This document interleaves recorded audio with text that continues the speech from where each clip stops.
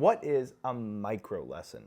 I'm glad you didn't ask. How many times have we been in the middle of a week? Let's say you have regular lessons with a teacher, and the other 6 days you don't see them. You're kind of just stuck in a rut going like, how do I get the inspiration to keep playing? How do I know that I'm making progress? Like maybe I've tried what my teacher said, but I'm not really getting there. I had 8 different teachers growing up, between 1 and 2 years each. They all taught me different things, but every time it was like, no matter how good they were, I was still left with so many different questions. So one of the things I do is what I call a micro lesson. It could be 5 to 10 minutes, and it's literally something we do every single day, 5 times a week. So it's like a little pickup of, we look at a little passage and say, okay, here are 3 to 5 things to work on that are really easy to implement and maybe only take you a few minutes to practice, but it's about taking the next step each day. I find this to be a lot more helpful than just an hour lesson and then you're waiting for 6 days. What I wanted to show you all is what this could kind of look like. So without further ado, here's my student who wanted to remain anonymous, working on Clementi's Sonatina in C major. Keep in mind, I had heard him play an update the day before, and I was planning on hearing a second update the next day. So some things I'm letting go, some things I'm kind of just not acknowledging because I know we're going to get to it later. Here we go, first 6 measures.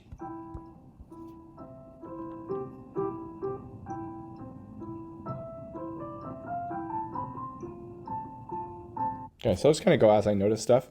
First of all, it's very stable rhythmically. I like that. And what I appreciate is that you are taking it slow enough that you can keep that tempo right now. Obviously, again, we'll speed that up over time, but it's really important to just get it right before you do that, and you've laid that foundation. So a couple things. Notice at the very end there where I paused it, you kind of dropped out this B. So let's go back to like right there. And you can see you got the key down, yet it didn't sound. And this is only because the finger movement itself was too slow. So this is a very basic thing, but it's just something to remind yourself of constantly whenever you don't hear a tone. See how kind of sluggish that movement was right there? Let's just watch it a couple times. I want you to like imprint what this looks like in your head, because that will teach you how to be aware of it in the future. And that's the thing. The slower you go, the less you create momentum, the less the hammer hits the string. Now, in a digital keyboard, of course, this is simulated. What was I thinking? And it's not a literal string, of course, but we still understand the same principle, and they're meant to do as close to that as they can. So that'd be something to watch out for. Other thing is, like, I'd like to see just generally more shape overall. It's very even in rhythm, but it's also very even in dynamics. And the latter is not necessarily a good thing. So it doesn't have to be crazy, but just something like kind of loud and coming down, you know, this sort of thing. Just a little bit of a micro decrescendo here because of the slur. It's a slur off, right? So generally the last note of a slur is going to be the quietest. Not always, but generally. And then you use the next 2 staccatos to kind of build up the energy again and re-strike in the G. So like big and coming down and big. Now that one kind of comes down, right? Now within context, it might not be that much, but something like,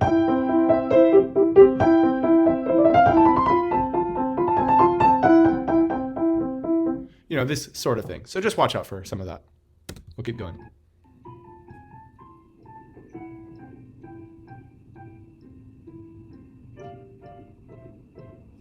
So just watch out there too. When you first started this, you did D, F out of sync, like D, F. And I'll point this out. So it's very subtle. It's good to watch these things over and over.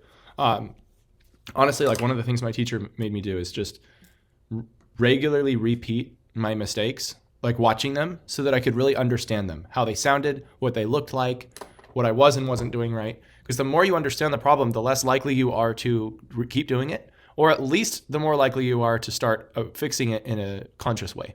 So it's really, really subtle there, but I do notice kind of a habit with you from what I've seen in the past, where when you start double notes like this, the first one is a little off, and then you get into it and they're fine. Because like all of these were actually really good from what I remember the first time.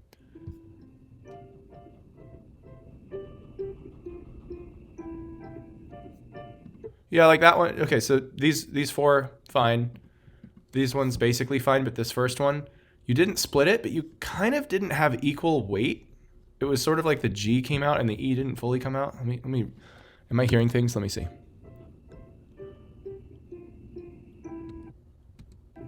No, it's there. It's just, I think the E wasn't quite as direct. That'll come with time, like having the same amount of firmness in each finger. Okay, and then that's our section for the day. So yeah, this is looking really good. Biggest things I'd focus on: dynamics, getting it a little faster, making sure you're not splitting that. And the way you can actually consciously work on that would be, we might have done this exercise in the past, but play the notes together and then release just one of them. So if you can hear it, I just released D, then I play it again, and I release just F. And you keep going back and forth. So play both, release D, play both, release F. Play both, release D, play both, release F. And this gives you control of finger independence, making it more likely that you will strike them together. The other thing you can do is focus on extremely slow releases, where the D and the F come up together, but so slowly that you hear the tone for a while. So I'm already lifting, still lifting, and it just went away. So you literally take like a second or two to release the key, and that causes your fingers to stay firmer and more molded to the shape of the third or the double note or the chord, and then it's more likely that you'll get them done together. So honestly, not a heck of a lot to work on. Sounded good. Good luck, and looking forward to the next step. So, if you enjoyed this lesson and you're interested in getting a similar experience in your own study, in my 3-month coaching program, you not only get a lesson every single week, you would also get these little 5 to 10 minute micro lessons every single day on top of that. So you never fall flat, you never question, what do I do? I personally design you a practice plan and all sorts of other fun things. If you feel like that would help you, just email me at ap@aaronpetitpiano.com and we'll get in touch and see how that might be able to improve your study in the next 3 to 6 months.